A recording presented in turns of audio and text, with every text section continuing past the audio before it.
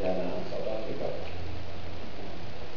She is a qualified chartered accountant with the South African Institute of Chartered Accountants and also a member of the Institute of Business Advisors, Southern Africa.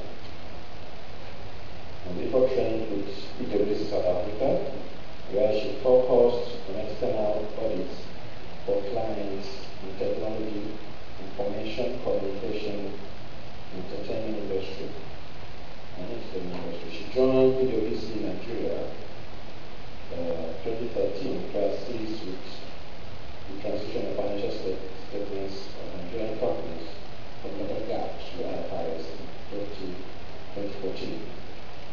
She moved to Dimensions Data, a multinational company providing ICT solutions and services. As a finance director, she was tasked with running the finance unit and providing financial strategy and support to business and its various transactions, divisions in West Africa. And before, is currently the finance director at Squad Center Limited, a premier tier 3 data center offering vendor neutral co-location services to companies that need to underpin their businesses at the highest level of ICT and IT availability and operational excellence. Before is originally from Zimbabwe, and she studied at the University of Cape Town in South Africa. She enjoys teaching and has facilitated finance, budgeting, business planning workshops for small and medium enterprises through SMEs, SME Hand of Nigeria. May I present to you Ms. Noziko. Please stand up for recognition. I'm going to applause for her, please.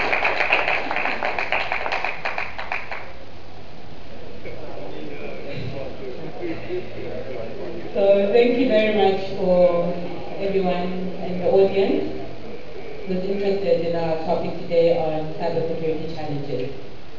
So before I introduce the lead discussants and the other three gentlemen who will be discussing this topic, just want to talk a little bit about cybersecurity and just to give a little bit of an overview, and I'll allow the discussants to go into a bit more detail on that. So we find that everyone really is at risk of a cyber attack. In these days of social media, where a lot of our information is out there, and we kind of voluntarily put it there as well, whether we know what we are doing or not, but we have a lot of our information, personal information, in public spaces. And this allows people to do all sorts of anything really with it if it's not in a secure platform. And I think that's one of the things that we'll touch on in this discussion today. So we know, if we look at some of the cybersecurity trends, it's reported that in 2016 alone, there were 17,000 types of malware variants. 17,000. So this is not that only 17,000 people were attacked, but there were 17 different types of threats or malware types. 17,000. In 2017 it was 27,000. And on a daily basis, there's about 24,000 mobile apps that are blocked, malicious mobile apps on a daily basis. So I will introduce the panel, and then I'll also introduce the lead discussant who will then give us her presentation. So I'll start off on my far right and introduce Mr. Nat Cole, FCA, Regional Director, Professional Risk Managers International Association. Mr. Nat Cole is the Regional Director for Nigeria of the Professional Risk Managers International Association. He is also the CEO of the Forensic and Compliance Institute, who in a unique partnership with ICAN, designed and commenced the ICAN Forensic Accounting Certification Program. Over the years, Mr. Cole has been a fellow chartered accountant, certified anti-money laundering specialist, CMA, which is CAMS, Audit Advanced Anti-Money Laundering Specialist, certified public accountant, certified in financial forensics, certified fraud examiner, certified forensic consultant, specialist Institute of Risk Management, certified forensic accountant, and an expert witness. Mr. Nat Cole's work experience spans over 3 decades, working for 2 of the Big 4 accounting firms, and he also served as a consultant and an expert witness to a U.S. State Department of Justice on some of his forensic and fraud investigations. Please let's give a round of applause for Mr. Nat Cole. I'll pick the lady and go to my immediate left and introduce Mr. Wale Obadari. If I'm murdering your name, please let me know. Thank you. So Mr. Wale is co-founder and CEO of Digital & Code Limited. Wale is the co-founder and the chief operating officer of Digital & Code Limited. Peter, which is his second name, is a Pan-African cybersecurity and GRC thought leader, fellow British Computer Society, fellow of the Institute of Management Consultants, fellow of the Institute of Information Management, fellow of the Institute of Brand Management, chartered information technology professional, the first EC Council licensed penetration tester in Africa, first EC Council certified blockchain in Africa, second COVID-5 certified assessor in Africa, payment card industry data security standards qualified security assessor. Please can you give a round of applause for Mr. Wale.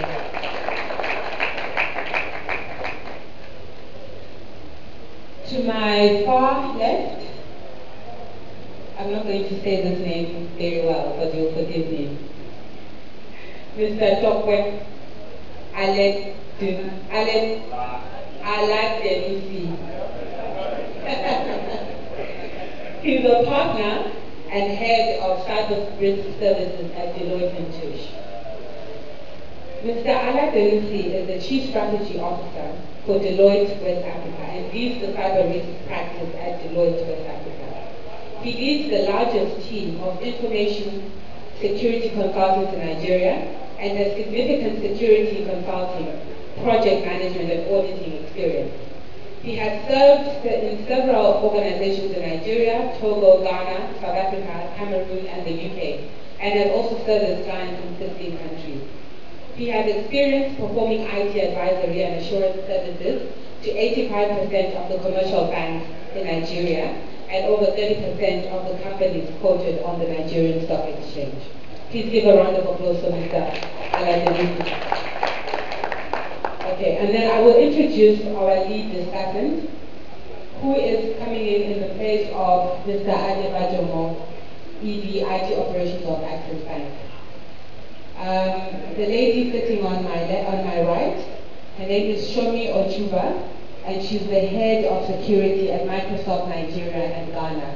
I will allow her to introduce herself and give us a bit more background on her career, and then give us her talk. Thank you so much. I think I'll just stand for this one so I can see the slide on my screen.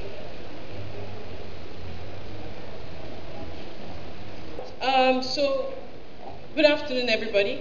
My name is Somi Ochuba. I actually work with Microsoft. Right now, I actually lead our security efforts in Nigeria and Ghana. Prior to that, I was actually focused on Windows. I don't think there's anyone here who doesn't know what Windows is, right? Sorry?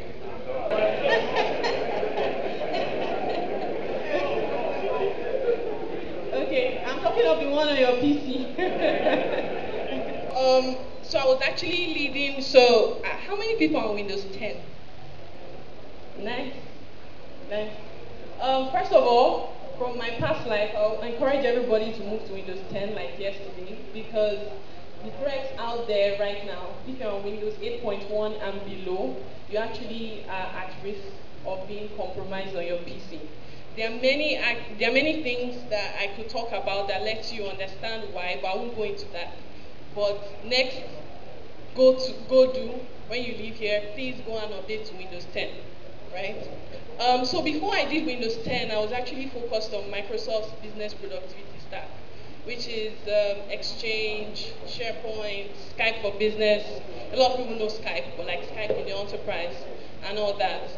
But I've been doing this security part for a few years now, right? And this year I just actually extended into Ghana. Right. Now the title of this is Securing Our Shared Future: Cybersecurity Challenges. And I think this is a very important topic because this is actually the greatest risk that we run with respect to moving to the next step of innovation. We talk about, for instance, driverless cars today. But imagine if you're in a car that is driverless 10 years from today and all of a sudden someone else is driving it. We'll have bigger issues than kidnappers. Because I won't need to be in your car, I'll just take your car to where I need it to be. Right? So it's actually a big issue. That's the first thing. The second point is, another thing about security is how you are not really sure what you see is from who the information appears to be from. Right? How do you know what is real? When you open, I know a lot of us get spammed a lot with like broadcasts, you see something is going on somewhere, then you see another post saying that that picture is from 2 years ago and it happened in Santorini, Greece, and not even where it says it happened, right? How are you sure it's really what it is? And for me, I think the biggest challenge, the people that are highly challenged are, number one, like the teenagers, right? They are deceived on the internet every day. And then our senior citizens. So today, a lot of our parents get emails, these new bank emails. Oh, you need to update your password. They lead you to another website. Or they tell you your email will be deactivated if you don't click on a link. Right? So today, for my parents, the short-term fix I tell them is, when you see anything that requires additional information, just send the email to me. I'll let you know. Right? Because they might not have the skills to be able to determine, whether it's true, it's false, it's malicious, etc. Right? So, the world is changing. Are you prepared?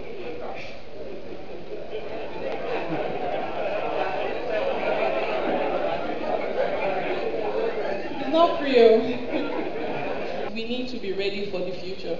Right? We need to change how we do things. I know a lot of what we've been hearing about the US election, how Russia affected it, etc., etc. They didn't actually have to do a lot. Just sending information out there that people will believe and then trust social media to just create that ripple effect, right? So imagine taking the wrong information and just, creating, expanding it at scale. Now, these are some statistics because we live in turbulent times. This is the number of records that were compromised in the last year. How many people live on the planet? 7.2 billion, right? Arguably. This is 2 billion records that were compromised. First of all, out of that, sorry? Yes. In 1 year alone, yes. This is 2 billion people and, definitely not 7 billion are on the internet. Now, let's say half of that number on the internet. And this is more than half of 3.5 in a single year.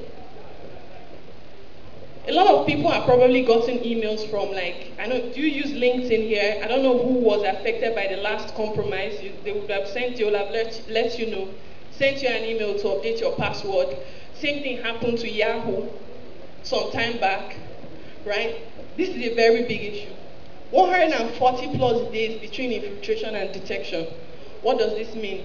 This is on average the number of days before an attacker sitting in an environment is even discovered.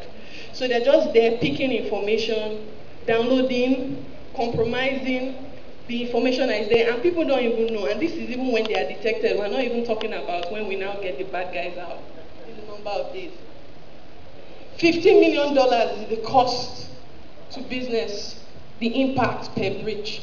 I don't know how many businesses can suffer this impact and still be standing today. right? So it's a very, very serious issue, right? And we need to take it very seriously.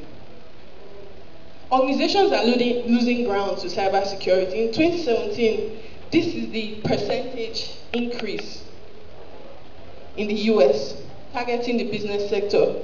81% of hacking-related breaches leverage stolen or weak passwords.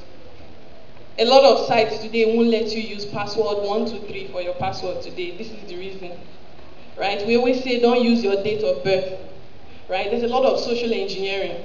Because if you use your date of birth, in conversations with people, there are ways to get this information out. So limit the amount of information you put out there. And don't use passwords that are easy to get. On top of that, I would say try as much. A lot of people take one password and use it for everything. Yahoo, LinkedIn, Gmail, everything, the same password. Try as much as possible not to do that. And try to change your password as regularly as possible. I would say 90 days, right? Change it often. Am I missing something? Okay. Alright, so I'm just going to... So cybercrime is actually... It's no longer some guy sitting in his closet somewhere on his basement and just trying to hack for fun, just to prove a point. Companies are set up for this, right? Nation states that are going to war, there's a cost to it. There are people who are making a whole lot of money from this, right? So it's an industry and it's growing pretty fast, right?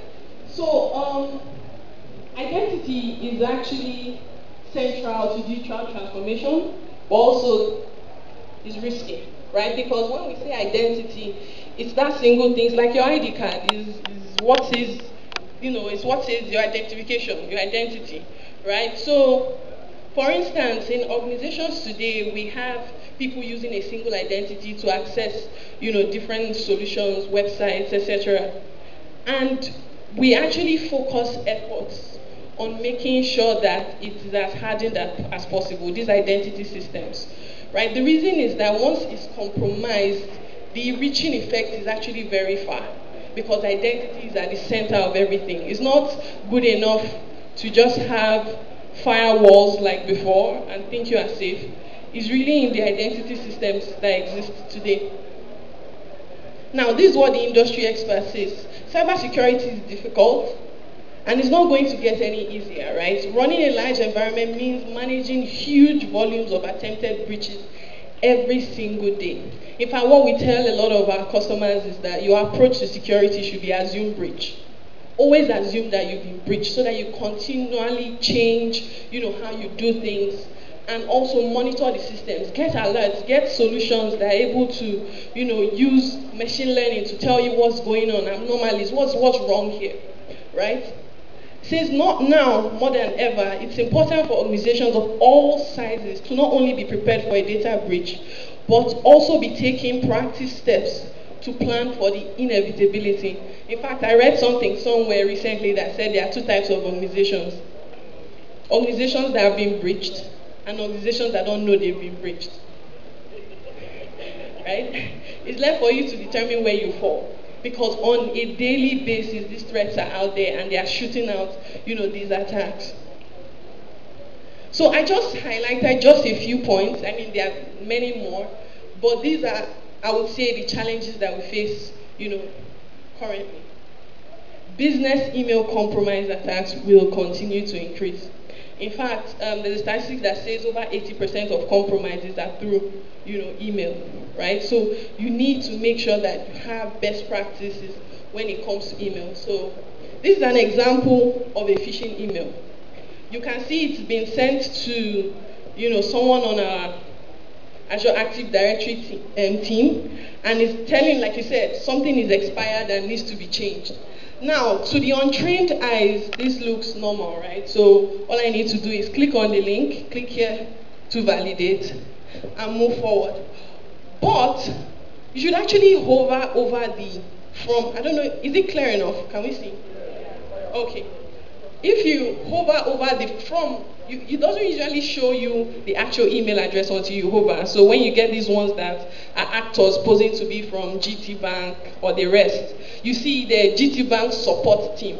But when you hover over the email, you actually see it's from an unpronounceable word that's an unpronounceable domain dot whatever, right? And you can immediately tell and delete, or junk it. Now they're actually going a step further, right? So let's say you click on that link. This is an example. This website looks exactly what Microsoft Office 365 websites would look like. But it's actually a bad actor. If you look at the URL at the top there, you can see that it has no bearing to Microsoft. And so to the untrained eyes, what they'll do is they'll just go in, put in their email, their password, and try to log in. Immediately, instantly, it's compromised. Right? So in cases like this, we say that multi-factor authentication is a must.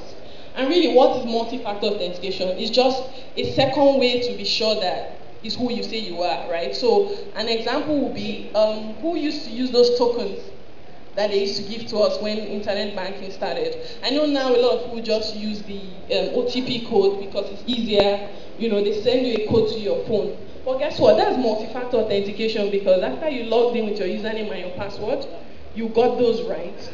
We need to be sure you are the one. So we send something to your phone, right? So you need to not only have the credentials, you need to also have the person's phone, right? So what are the odds that you have both, right? So that's what we're saying.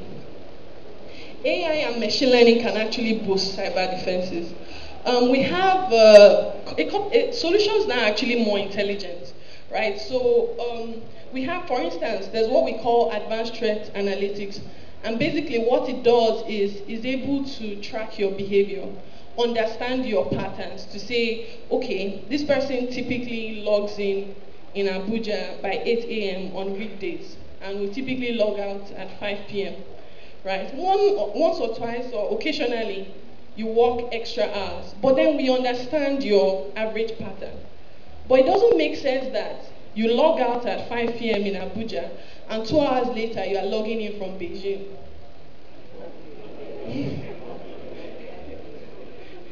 I know we have Nigerian powers for that, but that aside, I won't mention any states. Right? That doesn't make any sense, right? So we need to ask you further questions. We can either trigger a multi-factor authentication, send a code to your phone, and you need to provide it. Or we say this is impossible travel, it doesn't make sense. What kind of jet will get you to Beijing in 2 hours, right? And so we block it and we force you to, after we're sure you are who you say you are, change your password. That's the kind of machine learning that's coming into play. And the reason I put this right here is just so you understand the breadth of the Microsoft Intelligent Security Graph. The more information you have when it comes to machine learning, the more accurate, the data you have, because you have a lot of information, that you can work with, and then you can basically take out the outliers and understand trends, right? So this is the amount of, estate we manage, the number of authentications across, the different solutions we have. And so at Microsoft, for instance, we're able to provide, that level of protection. Who has heard about ransomware? What was the last? Well, there have been many. But who heard about WannaCry? What about Petya?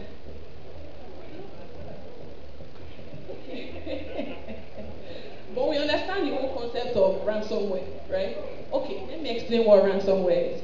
Ransomware is a bad guy who comes in, locks you out of your data, your business, stops operation, and demands money.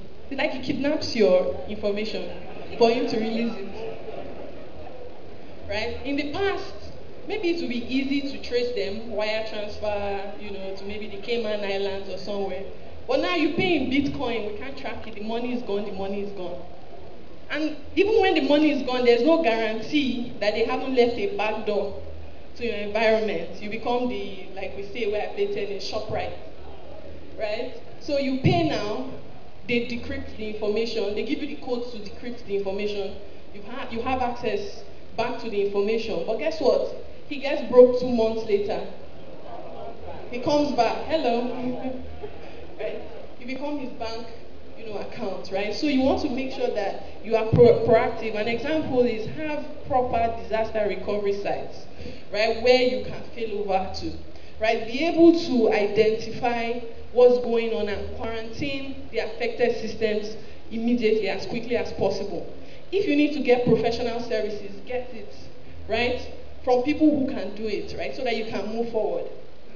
In fact, today, we have ransomware insurance. Some organizations just pay and say, okay, this is the insurance that goes to my, in case I ever get, hacked. When that happens, that insurance company comes, pays, revives the system, and then you can move on. Okay, handling data breaches gracefully. Right, so I put this here because a lot of organizations today don't report when they have breaches. And actually, you are mandated to report because the effects are far-reaching. Number one, the people who are compromised need to know, right? And number two, the other companies in your industry need to understand what's going on so that they can prepare themselves. But in Nigeria today, I have the privilege to work with a lot of organizations when things like this happen, but they are not published, right? And we need to start taking steps to make sure, the public is notified of things like this. These are just examples of some companies, and I wanted to actually highlight the one of Equifax because it was such a big deal. They were actually hacked sometime in July of last year. But it took them over 6 months for them to let people know. In fact, it's not just that they were hacked, it's how they handled it, right? They didn't let people know early enough. By the time they let people, in fact, before then, the people who were compromised, instead of telling them to change their password, they actually created another domain and were directing people there. And of course, that was flagged as being a spoofed website because that is not their registered, trusted domain. Some of their executives within the time between they were hacked and the time when it was reported sold shares. Their CEO, all of a sudden, they said he had resigned. So they're under investigation now because why did you sell your shares, right? You didn't let people know. And the reason this Equifax case was actually really huge is the amount of data. In fact, actually, they say it's the biggest in financial industry ever. The amount of data they got on people, birthdays, addresses, social security numbers, like really deep personal identifiable information were gotten on people, right? The IoT is a weak link. A lot of us have things like smartwatches and all that. Those are, little IoT devices.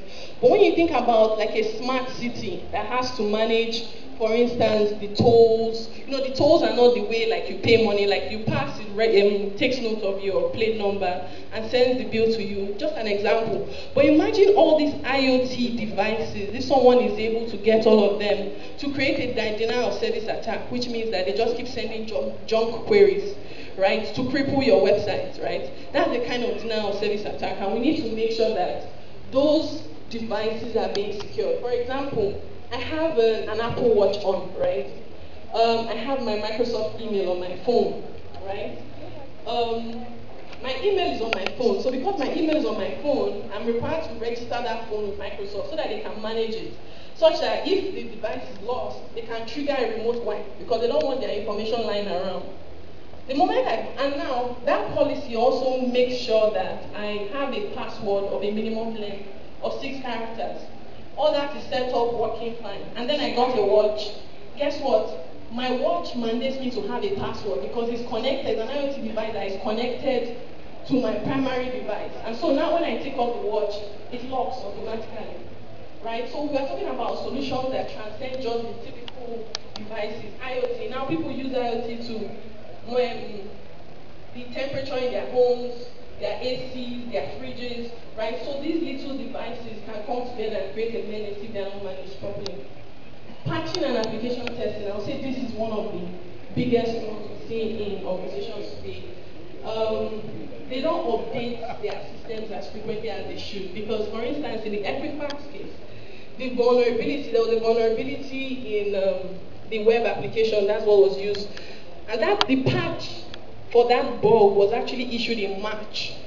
And this happened in July, right? So patch management is such a big deal because you need to keep updating. And that's why when I started, I said, who is on Windows 10, right? You need to try and update as frequently as possible because the bad guys are changing and the solutions you use, the vendors like Apple, Microsoft, and the rest, are trying to stay abreast. And you also have a part to play, which is upgrading and updating your systems. There's still a skill shortage, right? And this point is really about industries, companies, they're not very trained hands to hire in that field today. And so we need a lot more people. So a lot of what's going on now is people are outsourcing their security departments to companies that know how to go about it, right? But there's still that shortage. And we need to constantly find ways to do the right thing. So there are things like at Microsoft, what we say is our employees are our first line of defense, right? So if I tell you how to identify an email that is a phishing email, right, that kind of takes, makes us more secure one step, So we're saying that the people in the organization also need to be sensitized enough to be able to understand these threats when they see them. Who has heard of GDPR? Okay. All right. So it's just one of the. It's one of the regulations that was recently enforced, actually in May 25th of this year. It doesn't directly apply to Nigeria, but it's mostly in the EU. But it applies to companies that do business with EU citizens or in the EU, right? And it's really the whole idea of this regulation is to help protect the end user, because a lot of these hacks, who suffers it, right? The organization suffers losses. But the people who use their service also suffer because their information is out there, social security number, tax IDs, whatever the case may be.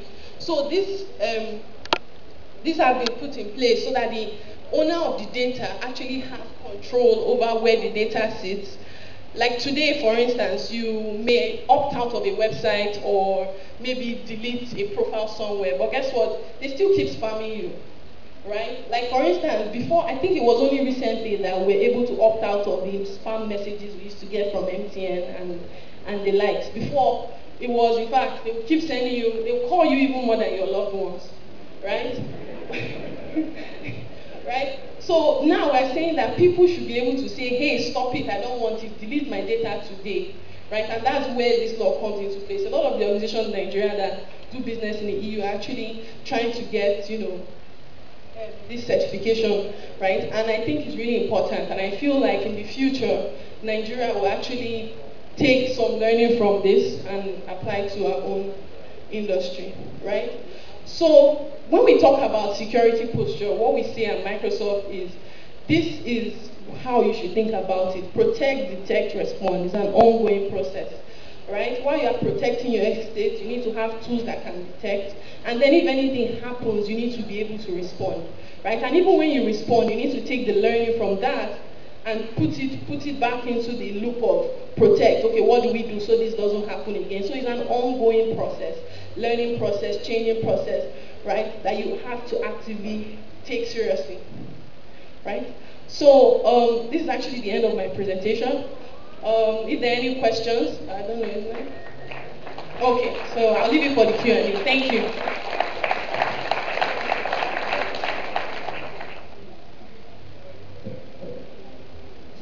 Okay. Thank you so much to Somi on that insightful presentation. It was quite amusing to watch people's reactions when she talked about the 90-day password. I want to believe that's what we were laughing about, right? That every 90 days you have to change it. Well, we have to, because your organization is as safe as how strong your password is.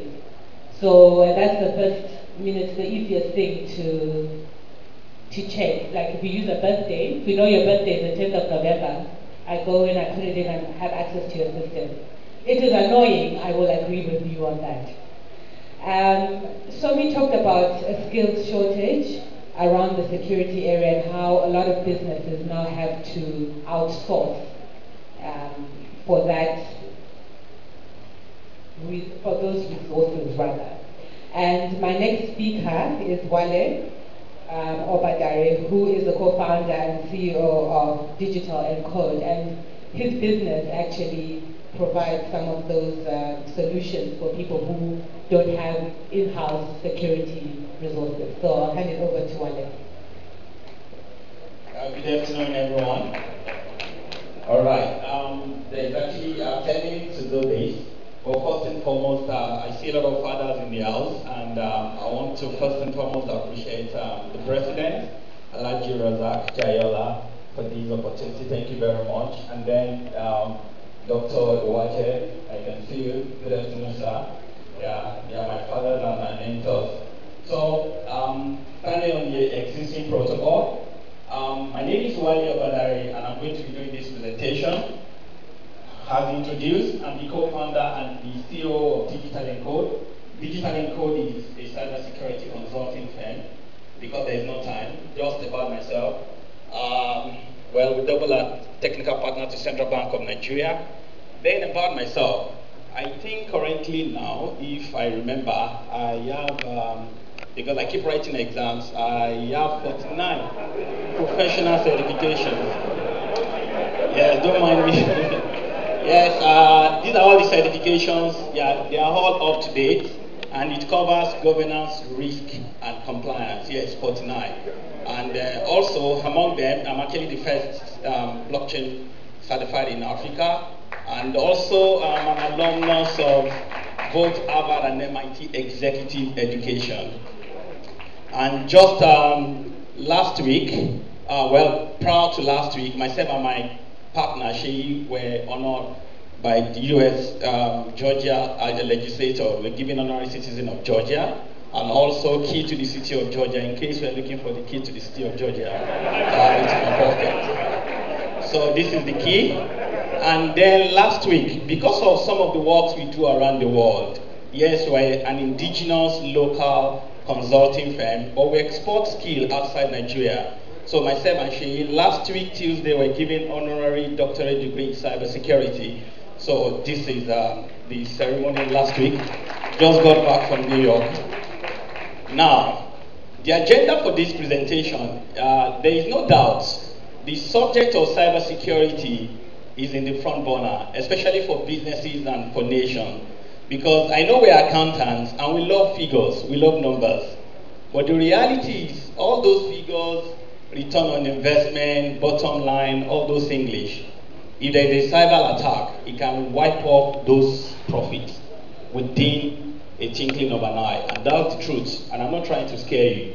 I'm not trying to use what we call FUD. FUD is fear, uncertainty, and doubt. But that's the reality of cybersecurity. And I'm going to first ask a question. Is there a Wi-Fi in the house? Wi-Fi. ICAN Wi-Fi. Okay, no ICAN Wi-Fi. But is there any Wi-Fi? Have you connected to any Wi-Fi? If you are connected to any Wi-Fi, just know that you're sitting, there's a timing bomb, and you have been compromised. So if you leave this place, just go and change your password.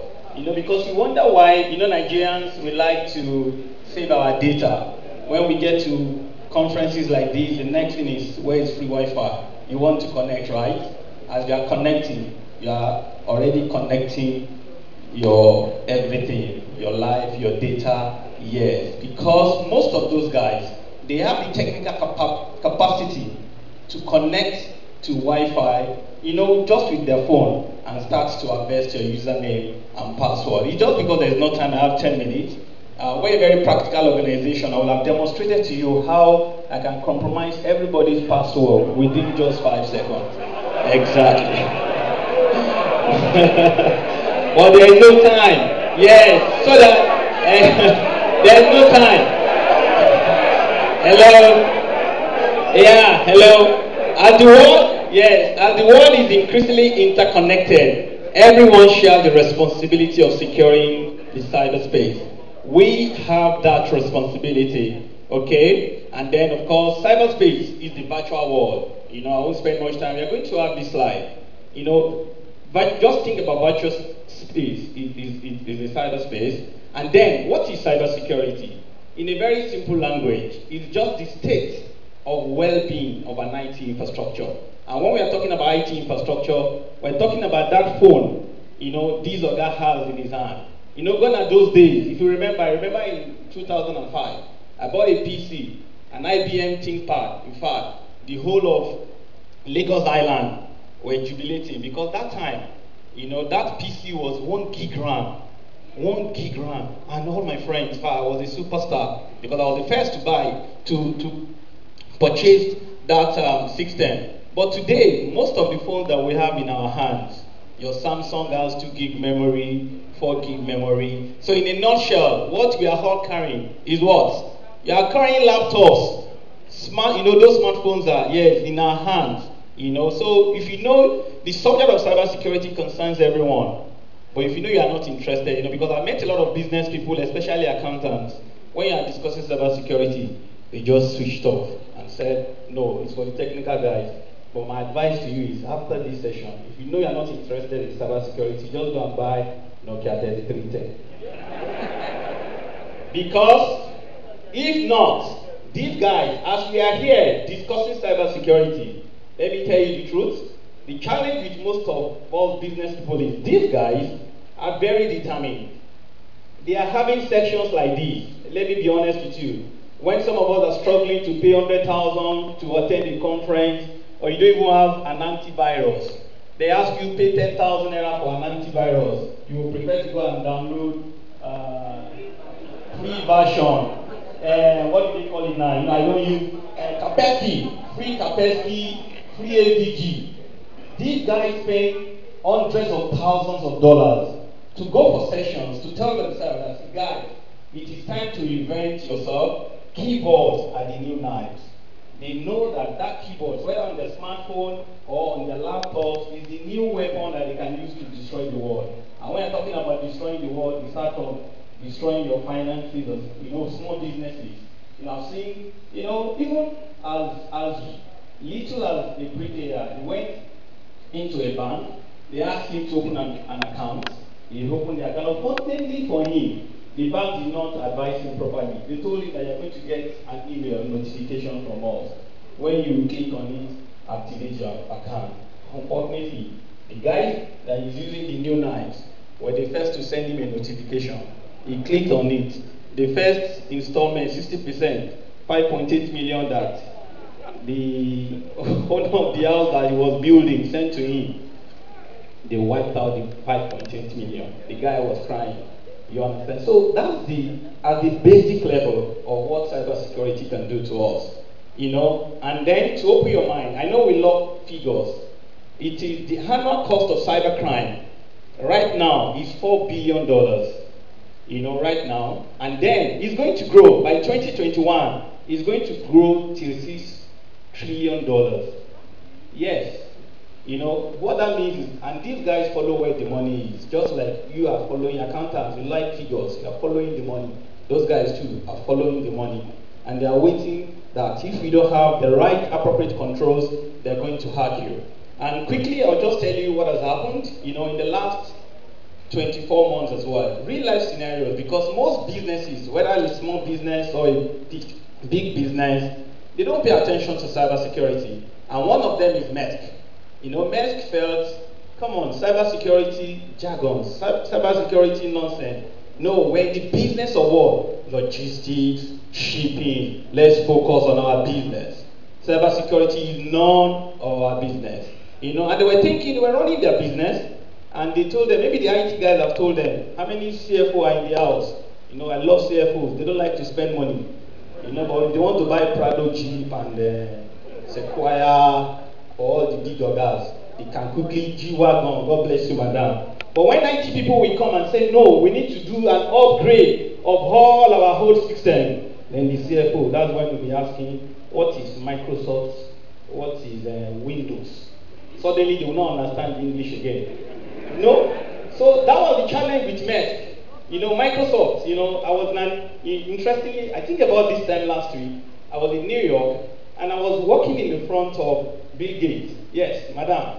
I wanted to put him on the spot to say, sir, you have made this so much money. He was walking in front, I was walking behind him, I was videoing him, and I said, see, why is it not possible for Microsoft to write a virus-free operating system all these years? That's the question. Before, whether you like it or not, yes, we all have Windows all over, Microsoft Windows. Yes, people are buying Mac operating system now. We assume it's not affected by viruses. But the interesting thing about MEF was Microsoft has declared Windows XP has end of life. How many of us know Windows XP? Fantastic operating system, usability, fantastic. But then Microsoft said, you know, they support again, go and do upgrade because they want to make more money. There is no, if you even like, buy an antivirus. To cut the long story short, Merck looked at it, the CFO, I'm assuming is thinking, when you look at the cost, wow, this is too much, we can't do it. They said, okay, IT people, continue to use it like that. Let us be patching it, we'll be managing it. And all of a sudden, they were affected by an attack, by a variant of a ransomware called NotPayer. We were in our office, and we got a call, yes, from, Holland, that there is an issue, that can we help them? All of a sudden, and when there is a cyber attack, that money you don't want to spend, you now see, do not be calling consultant, please, any amount, just help us. You can now be wondering how that there is no solution, because see what happened to them. For over 10 days, 4,000 servers of MESC were affected by 4,000, because it's a global operation. They could not work. Yeah, that's the impact, business impact of what? Of cybersecurity. And then 45,000 PCs, all the PCs of their staff, imagine 45,000 staff, could not work because of what? Of ransomware has attacked them. Okay? And then 2,500 applications, even here in Nigeria, MESC global shipping operation could not work. And then, to the figure, in terms of money, they lost between $250 million to $300 million. So now, what's the benefit? Maybe probably they are just supposed to spend $10 million to do the upgrade and move and upgrade to Windows 10. I'm marketing for you now, you should pay me after. Alright? But then they did not, and they lost for 10 days. They could not work. They were working even horse. We chop part of the money. They said, okay, help us. And they lost $350 million. Alright, now, real life scenario issue. That's for businesses. Now, Nigeria, Africa, we love free money. I love Africa. You can imagine. Sometimes I wonder why I'm an African man, but I'm proud. The reality is, I was looking at all the African leaders how many days ago. They went to China, to all of them. We watched that video. They were shaking China president. For how much? For $60 billion. Whereas, Bill Gates is what? Do you know what? Okay, let's not even talk about Bill Gates. The richest man in the world now, Jeff Bezos, has his worth over $1 trillion. One man. But the whole of African countries. So the same thing, they donated $200 million worth of African Union building to us. But it was discovered that every midnight, when they are having African Union sessions, that all the servers by China, of course, according to the report, were sending confidential information to China. And that's actually why China has the strategy for Africa. They're saying that, they run the lab. We have collected the free building and the free infrastructure, but they have access to the strategy of Africa. Okay? Then also, yes, coming back to Nigeria, this is actually an old data. This is an old data. When you come to, because lack of cybersecurity also, as banks all over in the space of between 2000 and 2014, they've lost 199 billion naira to fraud, even in the banking industry. Because these guys are very sophisticated, But the reality is, the question is, I'm not trying to scare you, but the question you should ask yourself is, what are we protecting? First and foremost, this presentation is looking at it from two sides. How do you protect yourself? Yes, we talk about businesses, but your personal data is actually very important. There is no time. I worked on a case recently. This man, individual, he was traveling. He didn't know, and all of us, including myself, you are traveling. You check into free Wi-Fi. I know you tell me there's no time. So, to cut the long story short, this man connected to public Wi-Fi, and at the end of the day, he lost his lifetime savings, $2.5 million. Those guys were able to connect to his email. They sent the instruction on his behalf to his bank, and the bank moved the money. Yeah. So your personal data is very important, company data, and all of that. There is no time. They said my time is up. So, of course, what are we protecting against? Malicious exposures, which is confidentiality, integrity, availability, and distributor denial of service. Okay? But we at Digital-ngr believe that we don't celebrate hackers, never. But we believe that the reason why those guys are attacking is because of these fundamental key issues. Any digital asset, whether your phone or your laptops, can be digitally invaded if you have issues with these 4 factors. We call it ADIO: architecture, design, implementation, and operation. If your architecture is wrong, like when you are building a house, imagine the first thing you do is to have a drawing. I remember when I wanted to build myself and my friend wanted to build a house. The guy went to somethingarchitecture.org. He doesn't want to pay architects. When I paid 700,000 to the architect, it was like, I'm stupid. I continued to build. But his own, he downloaded. And when he got to Lintel, his house was bending like this. And they told him that he has to build it down. Let me tell you the truth, the same way is most IT infrastructure. Whether you're a one-man business, or you're a two-man business, or you have 10,000 or 50,000. If the architecture of your IT system is wrong, you have issue. Design, implementation must be right, and then how do you operate? These are the threat actors, all these scammers, the hackers, and all of that. Different types of cyber attack, there's no time, okay? But yes, I'll just touch on one issue. Basically, these are all the issues. Believe me, there's going to be attack, imagine, on digital platforms. All your internet banking, mobile platform, you need to learn how to use those things very well, okay? The lack of adequate technology controls. At the basic level, don't use free antivirus. Don't use the free antivirus at personal level, and of course for businesses as well. Make sure you have, for advanced companies, make sure you have adequate technology controls in place. And then of course, we talk about skills. There's lack of skills. If I say, and then the lack of skill we're saying is in Nigeria. Most of the cybersecurity professionals in Nigeria is a very lucrative business.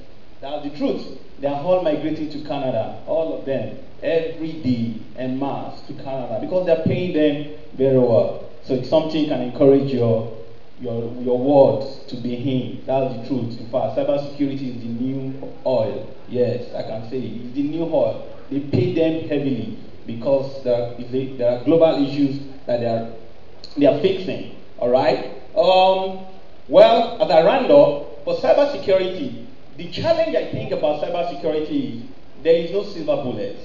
So I believe that cybersecurity is both an art and a science. The science part is the technology part. Yes, you buy an antivirus, but the hard part and the social science is the human part. In fact, we did a survey. There's a phishing attack we did on an organization recently. There were 5,000 people. What we did was to simulate a phishing attack. Imagine, out of 5,000 staff, over 4,800 staff gave us their username and password by themselves. Yeah. So because the people part, human beings are the weakest link. And I think this session I'm going to give credit, kudos to the leadership of ICAN for this session to make sure that you need to know, the risk of cybersecurity.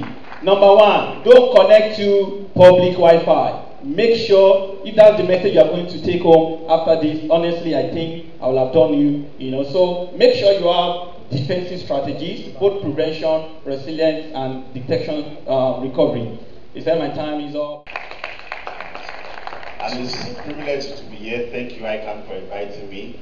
The truth of the matter is that these wonderful people have touched on everything I would have started with, so permit me not to use slides. Let me change my approach in real time.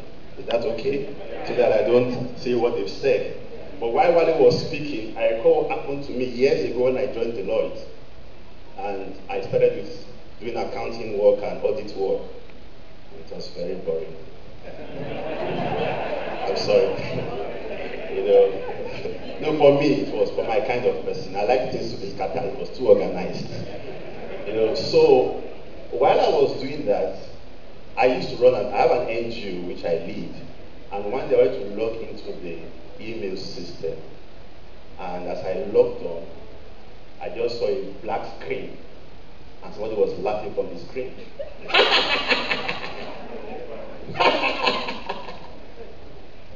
What happened? They hacked the system, and they were in control. I logged on, I saw a black screen, it's a skull, and they were laughing at the background. The kind of code that ran through my spine is better felt than taught. And that incident multiplied my interest in cyber.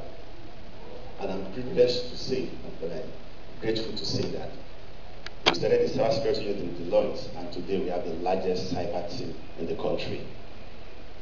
But, thank you very much. So cyber is real. Many times, if you've no experience like that, you may not appreciate it.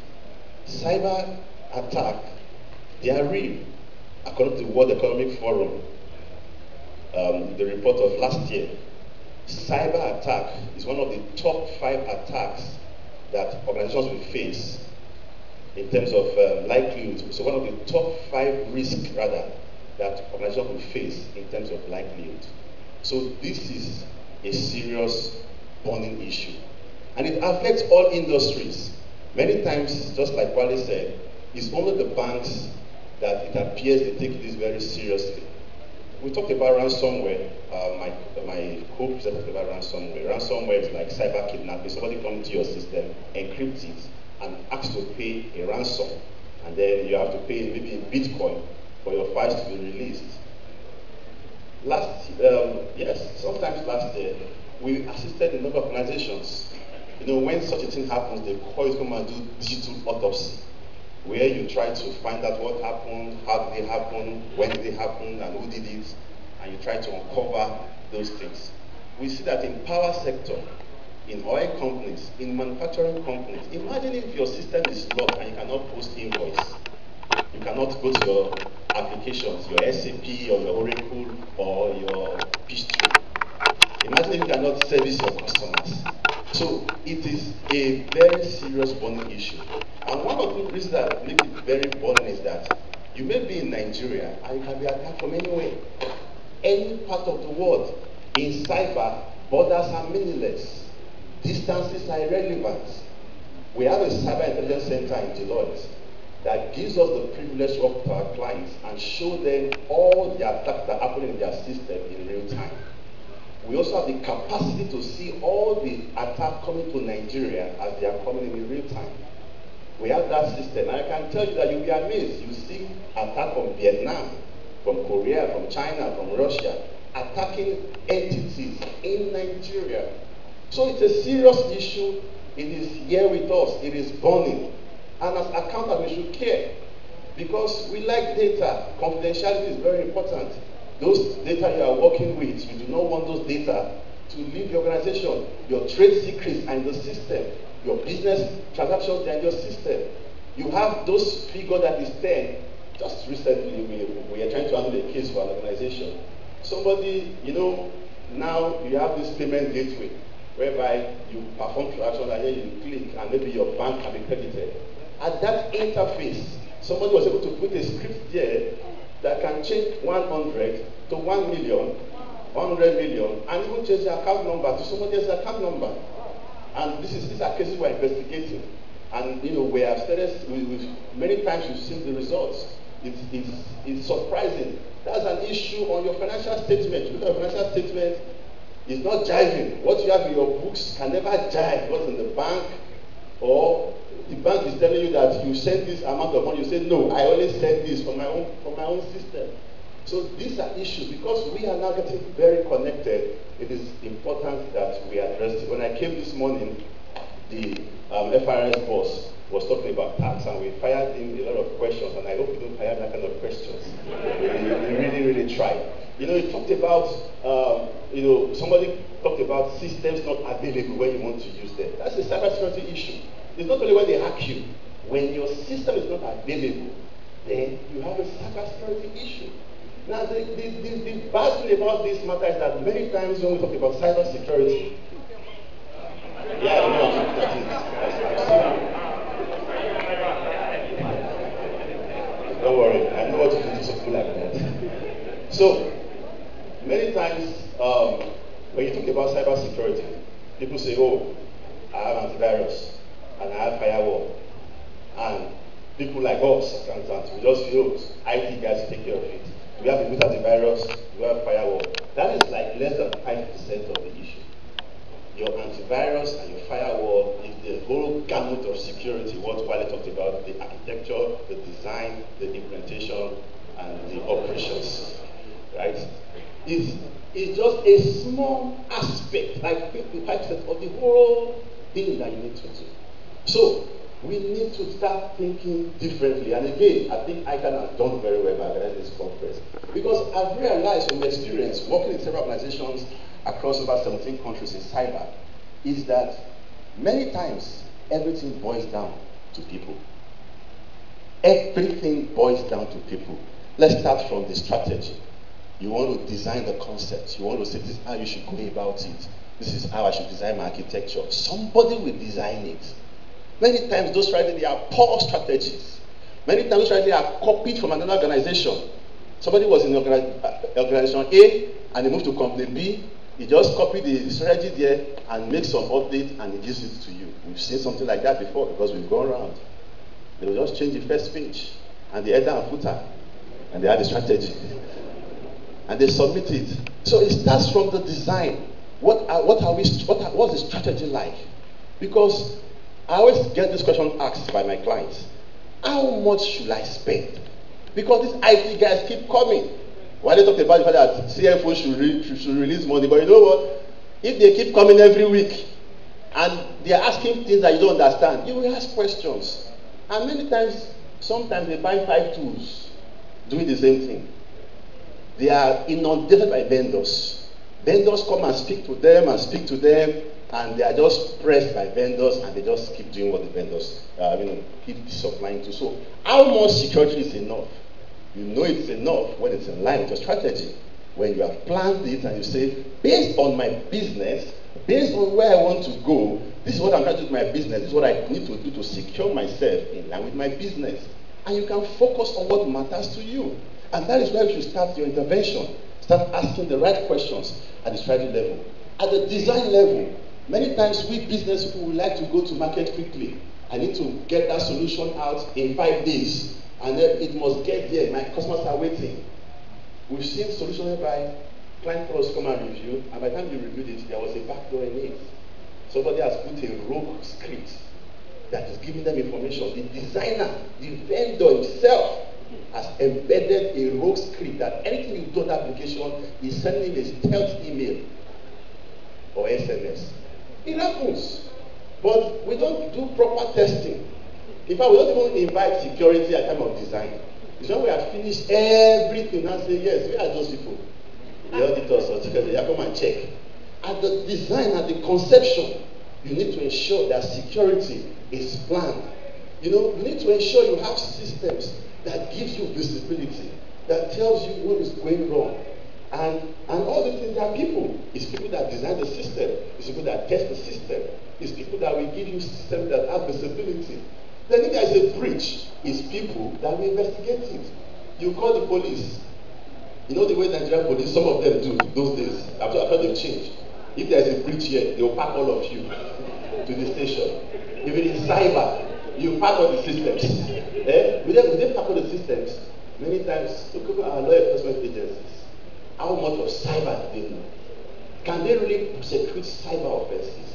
They look at the system and they say this thing was done in this particular place. Even when you are able to do your digital autopsy and find out the particular system that did that problem, you cannot confirm that was me. Because me and my system, we are different. My system can hack, I do not hack. So you have to prove beyond reasonable doubt that I was the one that hacked it. So you go to the judiciary, then we have an issue there. Because when you take that system there, it's possible that somebody hacked my system and use it as a zombie to launch another attack. So the fact that my system has stolen doesn't mean that I have stolen. That is two different conversations. It takes some level of skill to distribute that. It takes some level of exposure. Again, it boils down to people. You go to the courts, the judge is your father, and he's looking like this, and you are presenting digital evidence to him. Does not understand what you're talking about. So, I'm very happy that right now in Nigeria, they started making efforts in all these things I've talked about to educate them.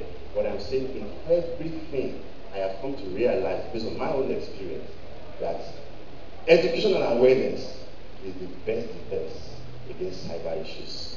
Education and awareness is the best defense. Our schools, just a few years ago, just few schools teach cybersecurity as a course in this country. Many people that read even IT, they focus on cyber. It's not sufficient. You know, so it starts from there. It starts from awareness. You need to be aware. This is a good session for you. You need to be aware because many times it boils down to people. Technology don't protect systems. People do. It's people that protect. They don't use technology. They use processes. They use governance. They use tools. And so I want us to think differently from today. That cyber is about you, it's about me. If you put the right things in place, then we can start protecting ourselves from cyber issues. Thank you very much. Thank you, Dr. I was hoping he would mention how when he came to RAC Center, all the staff, you know, they did a test. They sent out a phishing email to check who would respond. And I'm happy to say that no one responded to that. So I was hoping you would mention it so I can sell business to you. But anyway, confidentiality, there you go. So I think Dr. has touched on a very good point that it's all about awareness and training. It's the people, the enemy within your organization. And that enemy could actually be you sitting in this crowd because you don't know what to do, or you see an email and you just click on it. So constant awareness and constant training is very important. So I'll bring about my last speaker, Mr. Matt Hall, and he is going to talk about institutional resilience. And I think it's going to bring what all the three speakers have talked about together. So please help me bring Mr. Matt Hall to the floor. Thank you, Mr. Matt Hall. Thank you, Madam. Well, I wish I could talk about that. Because as they were talking, I was making changes. so I was making changes because there's something that is really live, and I think we need to be aware of some of these issues. Okay, let me just probably make. Okay, it was just Friday, this past Friday. I was reading the Punch newspaper. What did I see? They had something on cybersecurity. And voila, it said Nigeria is the third in terms of cybercrime in the whole world. Third, after the UK and US. I was like, what? I mean, that was news to me too. But it was just this Friday. If you have that Punch, I have it. And now because I was flying the plane and I was reading it, I said, oh, this is interesting. You guys should know about it. And then the other thing is that then the NCC has found out that in 2015, Nigeria lost about 129 billion. Did you hear me? Billion naira to cybercrime. That means there's a lot of work out there for you guys that wants to be involved in this. Then, so one of the things I decided to change was quickly to rearrange some stuff here, and let's touch on some of the cybersecurity risks. And my colleagues have touched on some of these people. You know, people are the biggest risk for cybersecurity. They are the biggest risk, and everybody knows that. Because there are some, they will not just want to change their passwords. like what she said earlier, and everybody was like, And then in terms of the kind of password you have, believe me, a lot of in our environment we have a unique way of having some unique passwords, because you can do a combination of several things just to make that password a little bit more, unique and difficult for a hacker to actually, take down your system. So these are some of the biggest cyber security risks in 2018. That's what the experts have said. The people, passwords, the patch management, they have talked about it as well, which is to get your update going. Then the issue of the BYOD, which is your bring your own device. And a lot of believe me, if a company does not have, in terms of the access software on that system, we are really exposed to that company information system to hackers. Then in terms of some of the other security risks in 2018 is compromised massive data leaks, and they have mentioned earlier on the Equifax issue is one of them. Then you guys that are fond of buying cheap phones.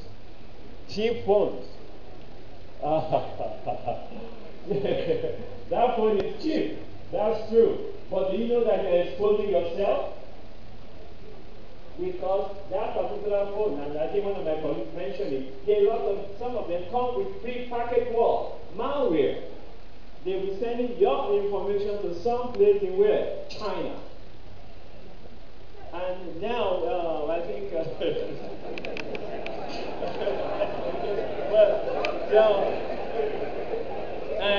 and then just imagine if you have a phone, if you have a phone whereby just for something like a flashlight, please go and check yours.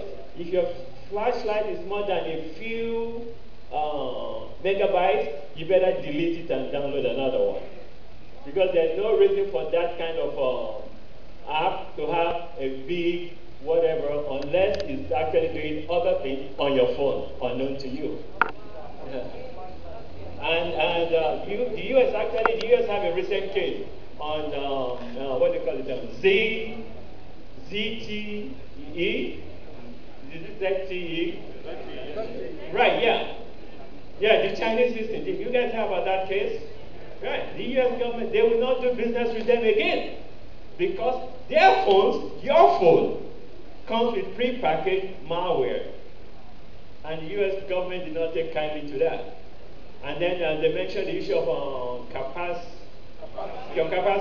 I don't use it anymore, because it's like, well, you never know, there may be a backdoor to Russia. That's the case. These are risks that we face, but because a lot of times we don't know. We just miss out on them. And then there's also part of the risk is your IoT devices. My colleagues have mentioned it too. Because now some of those things where you think you're having all this fancy stuff that comes with your, maybe it could be a microwave, it could be a refrigerator, that is tied to your system. Because they have all this simple, because the developers are not really thinking of security. They may just have 1, 2, 3. The password there is fixed, and anyone can use that once they're able to hack into your Wi-Fi system. They can really get on that. But now, having to address those issues, and the others are mining cryptocurrencies, because they have these botnets that actually work in that. Botnets, which really, it works in various ways. Some can be used in terms of getting your computer power to mine from cryptocurrencies in somewhere else. So that sometimes if your system is slow, start to wonder, why is my system slow? Don't just ignore it. They could actually be using your system, the power there, to be doing some other stuff. Or you see on your laptop, it could even be your phone. It just start to flick. Welcome to the world of cyber security, and you know that you probably maybe you are being hacked or you are being used to do some other stuff unknown to you. Now, in terms of cyber strategy, let me quickly now run through because of time. Time is against us, really. The cyber strategy involves various approach, and then I'm just quickly run through some, then develop one if I have the time. One is in terms of preventing attacks or intrusions. It's part of the strategy you can have. Institutional resilience. is one of the ones I'm going to focus on. But then in terms of awareness, and that awareness comes in terms of employees, and my colleagues have covered some of that, mentioning that to you, because your employees need to be aware. Sometimes we are not. And that's why one of the issue of biggest risk in cybersecurity is the people. You have a link, you have no business, like they send you links from Diamond Bank every other week. I don't have an account with Diamond Bank, I have no business with them. If you have no business with them, just delete it. Don't be curious. Some of us want to know, maybe it's something that really, we haven't even got started yet. But don't worry. We will just, there will be a time to address some of it. Don't worry. Okay, so then part of the institutional resilience is that is the ability of a system or domain to withstand attacks or failures, and in such event to reestablish itself quickly. One of the things I wanted to talk to us about is these are some of those that have been developed. And recently, in 2018, with all these, some of these software virus, that you have, good. But no system can actually give you 100% satisfaction that you are not going to be hacked, or your system is not going to be intruded upon. And that is why, what we now do, what I call and what we now do, don't worry about all this stuff, because we don't have time. But I was discussing with some of my colleagues that some of these things, this is what we call retroactive security, where we use a ring-trace approach. You know you are going to get hacked. Just assume that. And I think one of my colleagues has said that. Just assume you are already being hacked. It's the best position you are going to take. So instead of trying to secure everything, just prioritize what you secure. Because you are going to get nailed somehow along the line. So don't worry about trying to do every other thing. Then let me quickly run back on something here. Those of you, I want to caution you about data. How many of us have freebies? How many of us have freebies? Freebies. Email. Who has the company? Most of you have what? Yahoo? Gmail?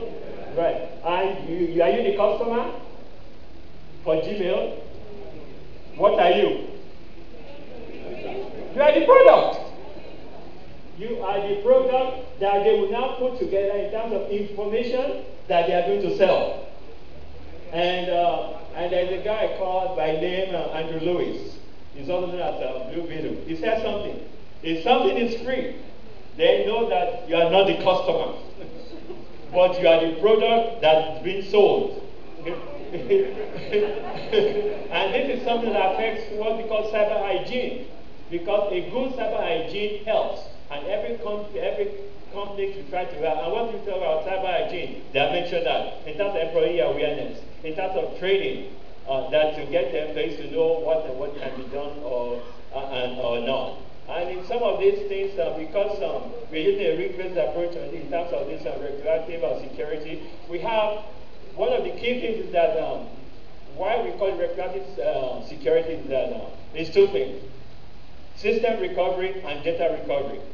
If you have a system that can actually allow you to come back quickly, back up online, in terms of after you've been hacked, you don't even need to be hacked. Like you remember when the 9/11 happened.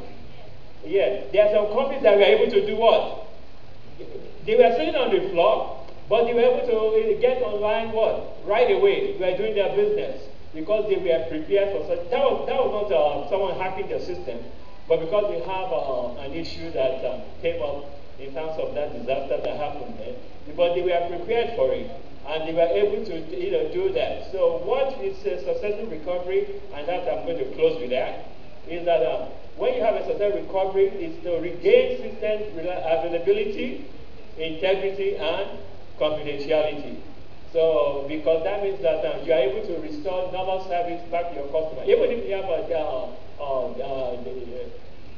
distribution of service attack, even if you have that, which is really to deny your customers in terms of getting on to you online.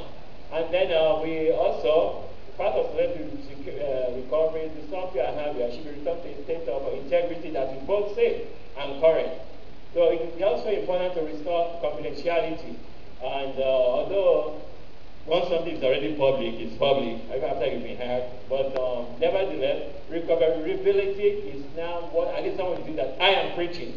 And I'm not preaching it, it's some of what the experts are now saying that you are going to get nailed somehow or the other. Why don't you focus, apart your strategy or defense, is to see how you can do that. And part of it also, you have to have a good cyber hygiene. Just like if you leave home, you don't brush your teeth, you don't comb your hair. It's the same thing with the issue of cyber security. We need to do what they call the good cyber hygiene. And part of that cyber hygiene, get back to the people's password. How often does the system allow you to change it? If an employee does not change their password within 90 days, lock them out until they change their password. Because that is part of what you can do. But personally, I know even myself, I may not change my password for quite a while.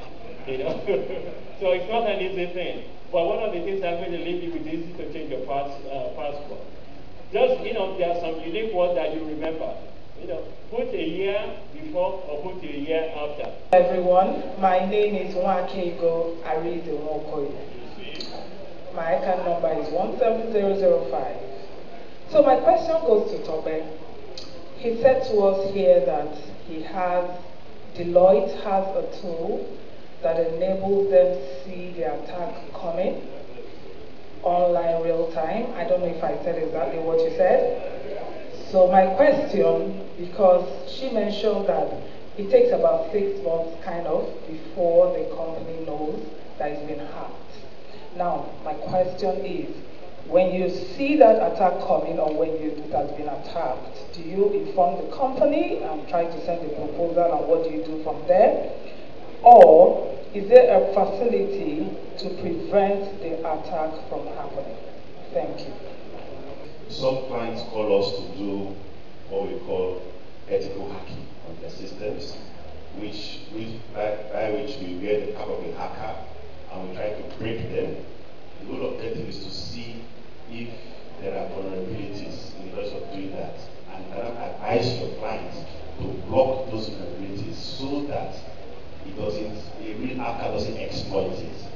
And in my line of hacking, as an ethical hacker, many times we've been in organizations for 1 week, 2 weeks, and they did not know. Yes, and many times you even send emails, go to the financial application, debit them or credit or do whatever, and nobody knows. So what Russia said is what I see every day, what I experienced even up to last week. So it is real. Now, what we monitor, we are able to monitor globally all the, I've tried to put it in a language that we can understand. Attacks, malware, threats, and all those things going on globally, because Deloitte is, I don't know if you're aware, Deloitte is currently rated #1 in cybersecurity globally by Forrester, Gartner, and Kennedy. So we have all these centers globally and in Nigeria that gives us that visibility. However, it is only the clients that subscribe to us that we can now advise them that this was happening in your own system, because it is not ethical to be narrowing down per client. Sorry, to someone that has not called you to do that. So while we see the movement, we don't bother about the details in terms of company A, company B, company C, except the client has signed up for the service. So it turns out many times people are not aware about this, or people don't want to sign up. They are waiting for them to be hacked, and like what they said, when that happened to them, at that time they are waiting to sign up. So any which way, we are still waiting. So I don't mind us sitting together. We actually do the same thing. But in responding to your question, I think with what we are saying, there are 2 ways you can monitor cyber attacks on your platform. One is to use an outsourced model. The outsourced model, there's what is called SOC. SOC is Security Operations Center, where you can see the visibility of all the cyber attack that is coming to your organization, right? So if you do an outsourced model, that's when you engage services of companies like Digital or Deloitte. But this is what most of the time I tell. There's an hybrid model. Hybrid model means important thing. I want to put this question to you. In our various homes, do you outsource your security? Do you outsource? Despite that, you have German Shepherds, you have Australian dogs, you have perimeter security. That's a form of outsourcing. But then, you don't give the key to your room to someone else. So what I try to preach, in my personal opinion, is when you're thinking of outsourcing, make sure you have capacity in-house as well. So it's going to be a double-edged sword. As the outsource is trying to help, because sometimes there's not like 100% security. Even the outsource company can flip. But when you have capacity inside as well, then because, and I'll give you an example of what we did for an organization. We told them when there's no time, when they said, okay, outsource to us, but we trained their staff. And one day something happened, in fact, they quickly called us. See, they were able to detect. They only just called us to provide an assurance. And truly speaking, it was the bank. And they discovered that there's actually their firewall is not protecting them. But it was possible because they are in-house people they have learned on how to do it. So that's what I just want to have based on what you said. Thank you. The next three questions, we'll take all the questions now and then the panel will answer. I've been told that we have no time. So the three people that I picked, yeah, please pass the mic. So the presenter for an insightful presentation, but the presentations are very, they make us to be scary. Yes, very scary. Your presentation focused mainly on institutions, organizations, corporate organizations. You did not talk about homes. In the corners of our homes, we do a lot of transactions. And we use all these supranet, miles, and so on. How protected are we? You told us not to sign into free Wi-Fi. When I sign onto my computer, I see my neighbor's Wi-Fi. So that's the way they will see my own. Are we protected using all this my panels and so on? And what can we do as individuals? So cyber security. Some persons that have called us this afternoon. Okay, Stella is my name. Membership number 41504. Please, my question is, we've been told not to sign into free Wi-Fi, but we know that in our institutions, we do have Wi-Fi available. Do we term such Wi-Fi as being public? Are they not safe? And then, secondly, we have been taught that frequent updating of our Windows 10 will help us. Okay? But I want to find out that why is it difficult to do this update? Personally, for instance, I know in the past 3-4 months, I've been trying to update my Windows 10 and it's been very difficult. My data I'll buy it gets finished, I went to the school Wi-Fi and it's not updating. So what do we do to address that? Thank you. Thank you, ma'am. Well, these apps that we all have on our phone, Clean Maker, Clean Master, that once you click on it, it cleans all the apps that is running under that. Then number 2, these commands that usually pop up anytime you are saving anything on any of the laptop, that will say save password.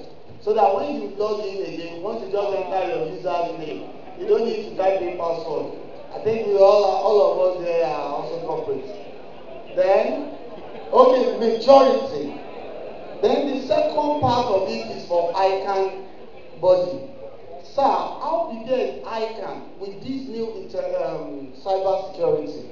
One is about our data. Personally, I'm not on any of the social media except WhatsApp. Facebook, 0. Instagram, 0. And my reason is this. I'm somebody that loved Facebook before, but there was something that happened And immediately I traveled, I was not around. Somebody somewhere could locate my point. And that was a big issue for my family at home. So that's why I'm saying, how prepared is ICAN on our database, because we all have our database with ICAN. So how secure? Because I was saying only ICAN I have my database. Then number ICAN 2 again, sir. For the exam, sir. Next exam, the assessment will be done by IT, screen marking. If I may, sir, I'm sure, because I'm talking from the education aspect, it will be done by screen marking. The screen marking, and that will be having through screen marking, how secure is that going to be? And please, during the exam, electronic device, Bluetooth is not as small button. How is the exam center secured? Thank you, sir. Thank you. First and foremost, this is what we need to understand. Any system can be digitally invaded, right? But what public Wi-Fi means is, if you go to an hotel and the Wi-Fi is available, everybody can connect to it. But the Wi-Fi you have in your home, if you notice, you need to set a password for the Wi-Fi in your home. So that means for someone to associate needs to join to that Wi-Fi in your home. It needs to get your power. Digital environment and digital computing. But one thing I want us to take away from here is securing our future. From today, to convert all our passwords to local language. Thank you. We have more than 250 tribal languages, and if we do a Polopolo in your district, you know a Russia can have a Polopolo in tribes.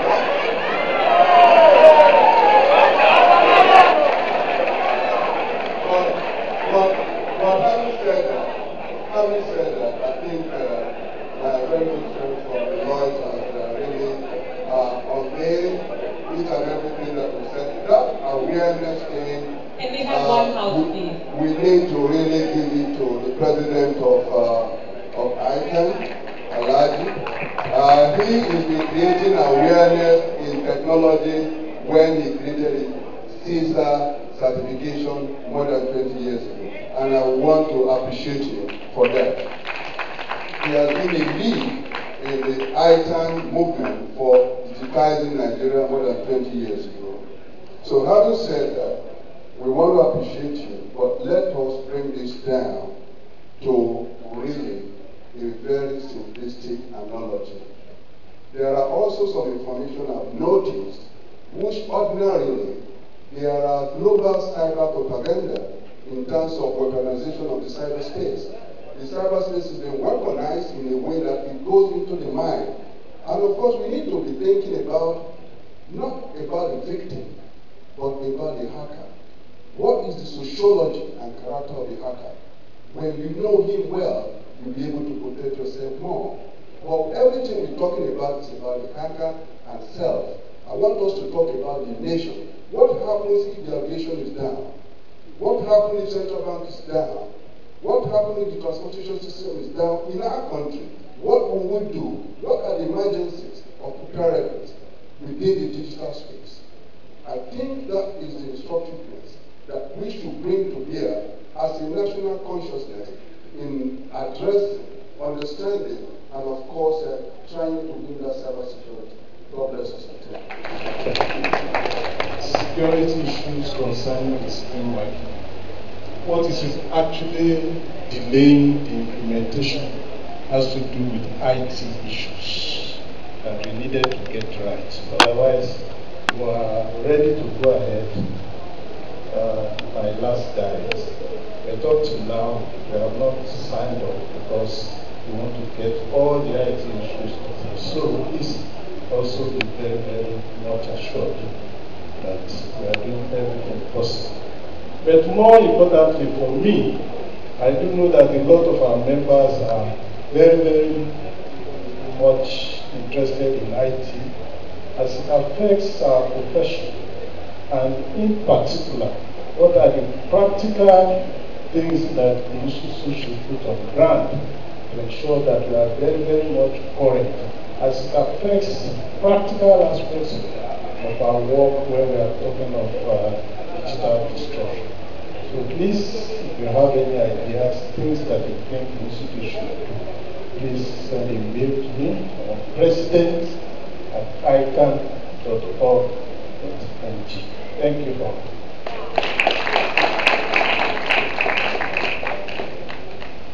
Master of ceremony.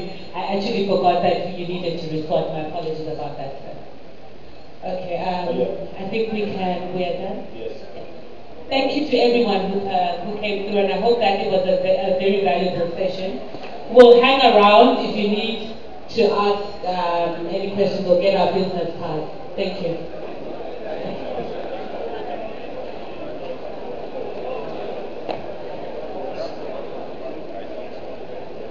I'll now call on our council member, our Royal Majesty, to come and present the gifts to represent us. Please, let's go. Let's go. Thank you, thank you, thank you.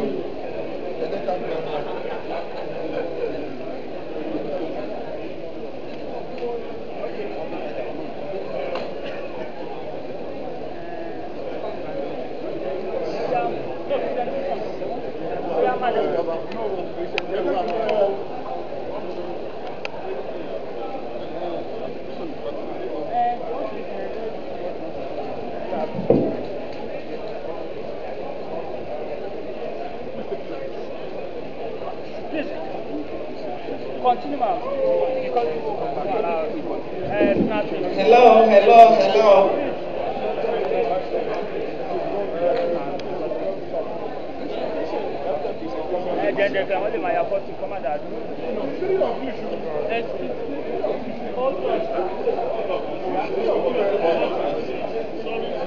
Thank you, everybody.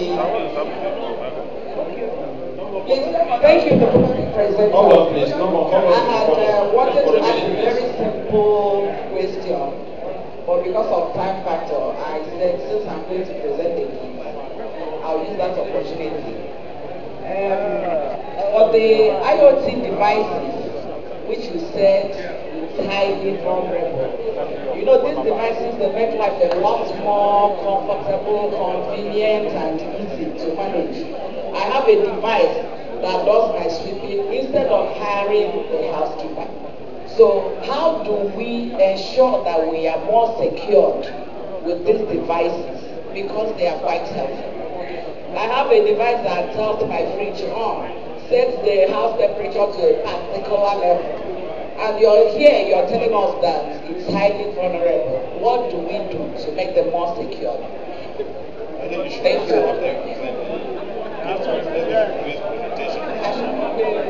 Presentation, please. We start from here. Mr. Nato, we appreciate your coming. On behalf of ICAN and the Council of ICAN, we give you this token donation. Thank you for coming. Please come again when we call you.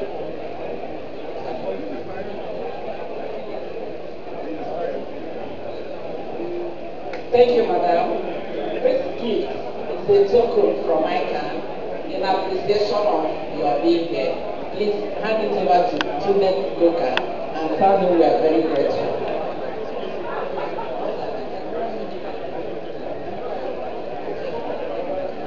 Thank you, Somi. I walked in while your presentation was going on. I was so excited because I could see you some very familiar faces to me also. I don't know how to express our institute's appreciation to you, but for the fact that a youth can do what you've done today, we are very, very proud of you. As a mother, I am very proud of you, and I'm telling you to please keep it up. Thank you.